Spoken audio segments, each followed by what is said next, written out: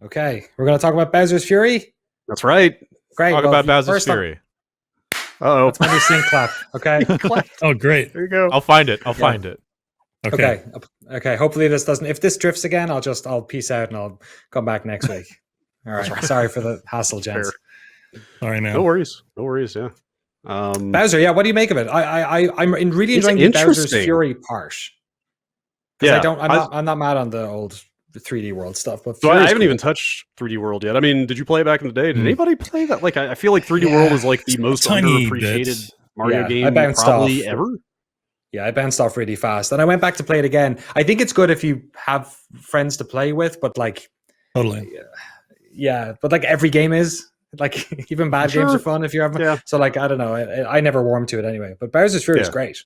It's giantbomb.com's Patrick Klepek gave it a 5-star review and said Nintendo has knocked it out of the park once again, making its latest platformer a must-play.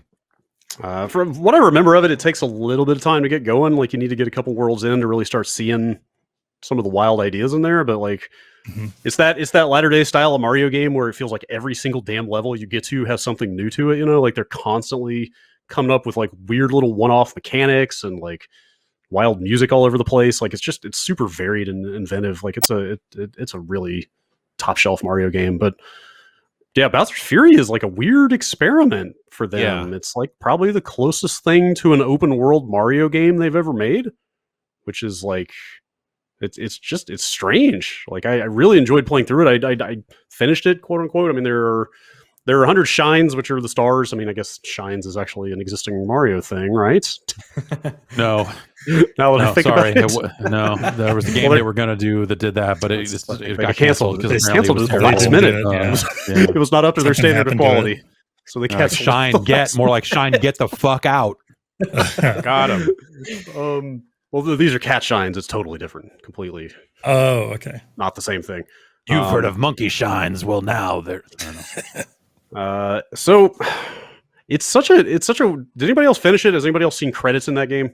Not yet. No. Like 4 or 5 hours in, maybe. It's this unusual. So that's like, you're probably getting close. How many shines do you have? Like 30 something, maybe. Okay, yeah. So I beat it at 50. There are 100 total on the map, and I quote unquote beat it at 50. But I'm not sure if you could actually beat it faster than that, because the way it works is you're bopping around to these different islands. It's like one giant lake map. And the levels are self-contained little kind of islands spread around. So like at the micro level, the islands are basically self-contained Mario levels. Like, that's kind of the one way it doesn't feel truly open world, is that like any one of these islands could just be sliced out and made a Mario level, and it would be very kind of familiar and traditional. Mm-hmm. But on basically like a timer, this fucking black sludge kaiju looking version of Bowser just like shows up and starts destroying everything. And effectively, so basically there are 2 ways to do damage to this Bowser. He has a persistent health bar that starts at the beginning of the game at full, and like every time you chip off of it, that damage is like permanent, basically. And so every X number of shines you get to kind of power up into like a giant kaiju Mario and like kind of fight him for real and do some damage to him. But also, every time you pick up a shine while he is out and rampaging, you will also like chip some health off that bar. So I didn't really clue into that second technique until like kind of back third of the game or whatever, but I'm guessing if you whittled his health bar down really fast by just making sure you grab a shine every time he shows up, like, you might actually be able to beat the game faster than I did. I don't know. It's a really weird format. Is there a set cadence to how often he turns up? Because it felt like after a while I'd be like, oh, I think he's going to turn up sometime around now, so I should get close to the bell, whatever that thing's called. Yeah, where you turn into the sort of Dragon Ball version of Mario. Yeah, I mean, they don't expose a timer or anything. It definitely feels like the later in the game, the faster he shows up. Like, there were times when he would come back. Yeah, like I would dispense with him and he would be back like 30 seconds later. Like, it's a really weird thing. Is that annoying? It seems like at times, yes. Yeah, like oh, I'm trying to do a thing, and oh, fucking Bowser showed up, and this is like frustrating in a way that's not like, oh my god, it doesn't necessarily, just feels like more frustrating than cool. I don't know. Yeah, like, because I mean, he really messes with you while you're out. Like, he's dropping fire from the sky all over the place. Like, some of those fireballs that drop make like giant platforms that pop out of the earth, and those get in your way. He's got like this kind of heat They breath get in the way, thing. but That they just, also like help you at times as Yeah, well. but- I've actually had them be a benefit. so On as occasion. much as like as much as like there are definitely times when you kind of roll your eyes when he shows up because you're like, man, I'm in the middle of like this tricky platforming right now. Like, get the fuck out of here. Just let me do this. I don't want to deal with you. Yep. Like you also start finding ways to kind of use it to your benefit. Like that. As much as that is annoying every time Bowser shows up, like that is also the most open worldy kind of like emergent quality in the game, because like it does add some weird twists to the stuff you're doing. It's like, oh, I was doing this weird, platforming challenge with all these rotating things, and all of a sudden now Bowser is here shooting fireballs at me at the same time. Like it's got this weird kind of dynamic quality to it that you really don't get out of a Mario typically. Mm-hmm. Yeah, I liked how some of the later level, unlocks you might get, like the dinosaur you sort of ride around on the water. You can go back to earlier levels and use that to access different areas and stuff like that. Like, it's fun. I find it a bit confusing the way you have to like keep going back to the bells though, right? Like they keep getting recovered in the gook or something. Yeah, the lighthouses. Yeah, the lighthouses. Sorry. I looked at that as like it seems like each one of those islands, each one of those levels will have like a set number of shines in it, and the lighthouse just has 5 holes on it. The same way when you would jump in a painting in Mario 64, it's got the star outlines. Like that just seemed like that was a in-world representation of that. But I haven't played it. That's just from watching Brad. I think the sludge prevents you from going to the top of the lighthouse, but that doesn't do much for you other than just giving you kind of a bird's eye view of everything, which like can be helpful because like that, There's again, like up there. yeah, kind of. Well, yeah, there's a power up there. They give you tips as well. There's like text tips. They're light. The lighthouse has a tip for you. Light tips. It is handy to have like a kind of really elevated view of things because it is kind of an open world where you are sort of spotting like, oh, that's where that hidden shine was. I couldn't see it from ground level, but now, And you can kind of eyeball Bowser and see if he's getting ready to emerge too, right? Yeah. Like so like he every time you kind of quote unquote kill him, he kind of submerges in the middle of the lake, and then you will slowly see his giant shell kind of rising back up out of the muck, and then he starts glowing right before he launches, and then that's how you know he's coming again. But I guess the other really interesting thing about it is you straight up have an inventory. Like you basically can just bank 5 of each power up, and it's not the hardest game, so you're basically rolling around with like a full stock of each power up all the time. Mm-hmm. Which is like weird by Mario standards to just flip between suits at will and kind of like combo them off of each other almost, it's like oh shit, I missed that jump. I'm down here like right above this lava now. I'm just gonna pop the cat suit on long enough to like crawl up this wall and get up over the lip and then put the fire flower suit back on, stuff like that. It's like someone took the Mario 3 map screen inventory and put it into the Mario World in-game inventory. Totally. Yeah. And again, like most of the island levels again are pretty straightforward. Like you're mostly going to go through them the way that they want you to. Mm-hmm. But like there are spots where you can kind of come at things from weird angles and like, use suits in weird unconventional ways to kind of circumvent some of the design. Like it's cool. It feels like halfway to where they could get with an idea like this. Like it's not this full on like bottom up reinvention the way that like Breath of the Wild was for Zelda or something, but it kind of, you start seeing possibilities for where they could take something like that. I don't know. would have preferred do the 2-player stuff because Bowser Jr. is kind of like hanging with you this whole time too, right?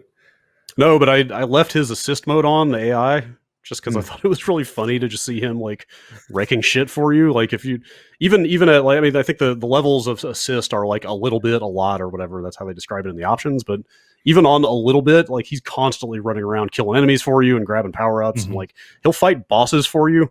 Like he kind of will do everything. It's like just funny to watch him go ham on stuff like that.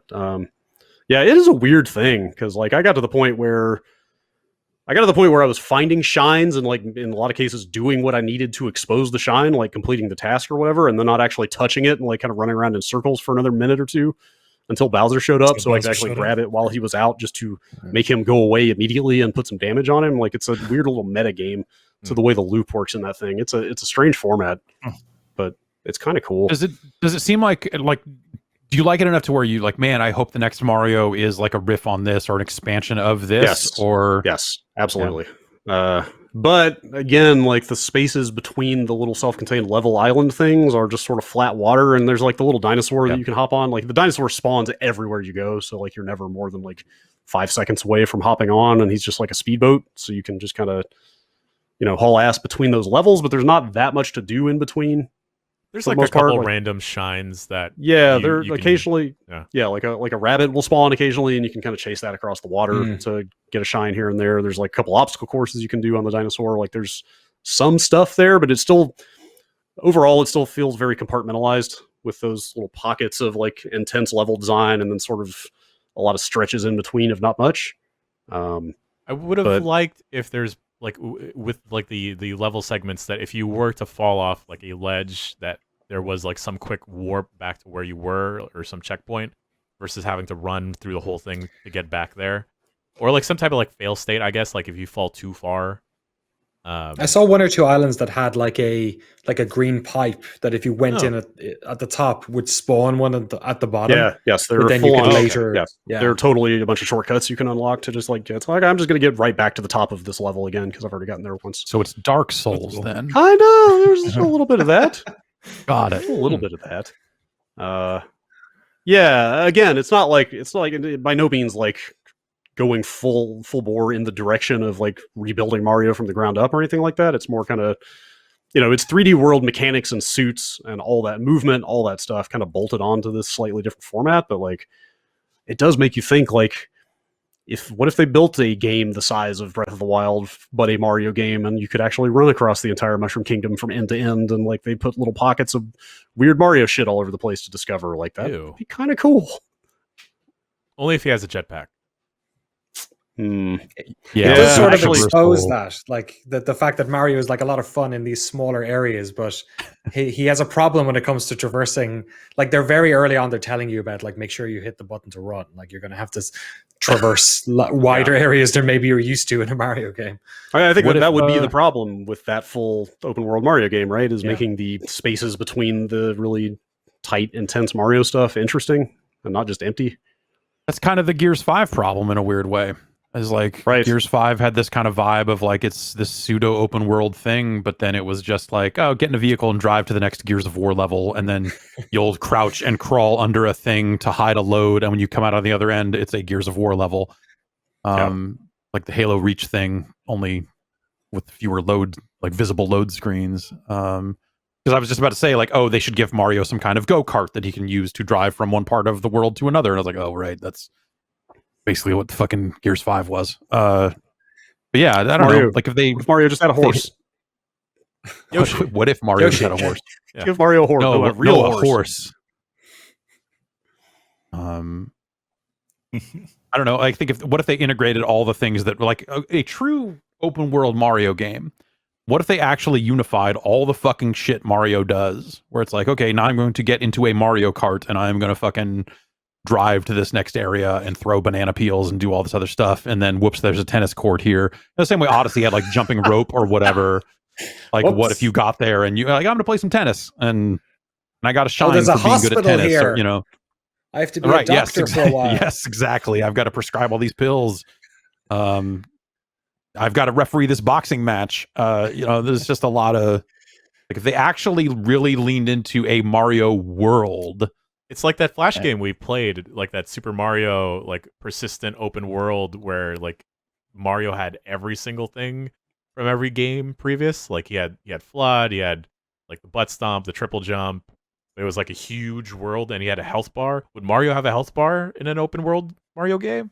Mario 64 technically. I mean, you have hearts, but it's it's just it might as well be a health bar. I kind of want it. Does Mario have a skill tree?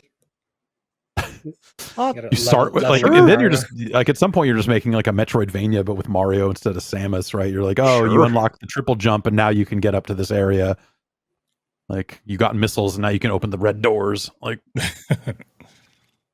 actually, they should do that. Give Mario missiles and let him open the red door. Let him open the doors. Sure, why not? Yeah, like let Mario open the doors. Like giving you that inventory in this game kind of feels like it is moving in that direction, of just like, here is the Mario toolbox. Like you've got the Tanuki suit and the fireballs and all that stuff, the cat suit, and you can just kind of switch between like some sort of like dynamic problem solving in a Mario game, It's just like, take the Mario toolbox and figure it out.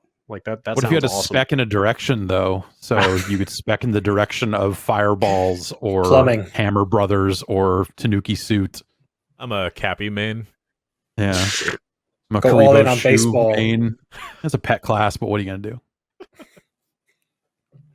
Yeah, I mean, how do you guys feel about where the like 3D Mario games are at? Like, I feel like the consensus on Odyssey was like it was quite good, but it's sort of, they've done a lot of those games. Yeah, I really enjoyed Odyssey and felt like, man, I think I don't if they just made this game with new levels and put it out 3 years later or whatever. If the sequel to this is just this but with different levels, I don't know that I would be. I don't know how I would not be super jazzed on that, even for as much as I did like the format and the design of Odyssey. I don't know. I think it would be cool to see a larger rethink of like what Mario could be in a modern like context. But also I don't know that Bowser's Fury is really it either. Like I look at it and go like, this is neat. Like it's neat as an experiment, like as a thought experiment of just like, what if we did this to Mario? Like I look at it and go like, oh, that's cool. But I think either you have to go all, like it doesn't necessarily. It's not the sort of thing that when I look at it, and granted I haven't played it, I don't necessarily look at it and think like, oh, this is definitely the direction. It's like it could be a direction, but it seems like there would be so much more they would need to do to get those ideas fleshed out that I could see that going wrong if they. Yeah, I mean this. Right. Yeah, I mean this feels like a foot in that direction when they need to go the rest of the mile to fully get there. The way that again, the way that Breath of the Wild was just a like top to bottom rethink of Zelda, right? Like trying to get back to the roots of what Zelda is. It's weird. It's almost. I wonder how this came about. Like I'd have to look and see if they've talked about that. Like how did they come up with Bowser's Fury? Why did they do it? How much of it is an experimental thing that they, I mean, you have to imagine they're looking at it and going like, if people really resonate with this, then maybe we'll go further in this direction. Otherwise, we know how to make Mario games. We can keep making those. It's fine. But I just wonder how interested they are in looking at that and using that to inform what they do next. Or if this is just like we took a team and just spent some time fucking around because it's like an add-on for a game that no one played anyway. Yeah, I mean that's how it feels. I mean, there's straight up like a section in the credits that basically credits the original work of 3D World because they used all of it in this. This is just this is more like an expansion pack. Like it's not all the way there, but it is a step in that direction. Yeah, it's curious. Like it feels very tentative, like a very tentative step from them. I feel like when it comes to their core franchises, especially, they are like, here's what we're doing. And it's this, it's either a building off of the thing they've already done, or in the case of like Odyssey, I think that was a fairly bold new step. Breath of the Wild obviously is a pretty bold redesign for what Zelda can be. This feels like it's something in between that, where it's this very tentative, like, what do you think? Which is not what I'm used to seeing out of Nintendo's core franchises. Usually it feels like they're like, this is the thing, man, and you're gonna love it. And then it's either really great or it's Mario Sunshine and you get really pissed. I mean, yeah. If nothing else, good on them for doing some actual work on one of these Wii U ports and not just charging $60 for the game again. Yeah, that's cool. Like, especially weirdly, like you would think a Mario port is the one that would sell the most easily without anything added to it, but yet, they did work here that they did not do on like Pikmin or most of these other ports they have done. So, yeah. And then you beat Bowser once, and they basically dump you right back in the world. It's like, now you can just warp between each island, go get the rest of the shines. We'll mark all of the remaining shines on the map for you, so there's no question about where they are. And like at that point, warping between levels really does drive home how much the islands are just self-contained levels, because literally at the touch of a button, you just spawn at the beginning of one. You can just run through it as if it's just its own thing. So. It is cool though. I really hope we see more in this direction from that franchise, because like I don't know what else I want out of the next Mario game other than something new, Right. Yeah. Like it doesn't, like I think I was about to say, what if they made Galaxy 3? But also like, they made Galaxy 1 and 2. Those are great games. They're still great games. Like, Do you ever wonder if it's that generational thing where we've just been playing a lot of Mario games for a long time, but the new, like, the younger people who've been playing these games aren't quite as burned out on some of these ideas, so they're not feeling that need to change just so much? Sure, I could see them very much doing a follow-up to Odyssey and maybe integrating some of these more open worldy ideas into parts of it or all of it or something. But I could see them very much doing like, the hat powers are fun, let's do more of that. And I wouldn't, whatever. I would not kick that game out of bed. That's Okay. That sounds like it'd be a good time. How is this running for you, Brad? I guess it's a little chunky. Yeah, I had that too. It was the first time I've had a game, like a first-party Nintendo game, that I was like, huh. And I was playing in my handheld, so yeah, I was even more surprised. Was a little... Oh, it actually runs at 30 frames a second handheld. Like, it's kind of a stark contrast. It runs or tries to run at 60 on the TV. Okay, in docked mode. Yes, it is absolutely limited to 30 in the handheld. Like, even docked though, like, especially when Bowser shows up and there's shit flying everywhere, like, it really can bog down pretty significantly. Like, this was probably the most I've had the experience with a first party game where I was like, man, maybe that new model of Switch is actually due now. They're pushing this thing pretty hard. Yeah, the opening level in this was the worst, weirdly, because there was hardly any map exposed at that stage. But yeah, I've had it dropping under 30 a lot. So yeah, yes, it can bog for sure. Yeah, it's cool though. It's a neat thing.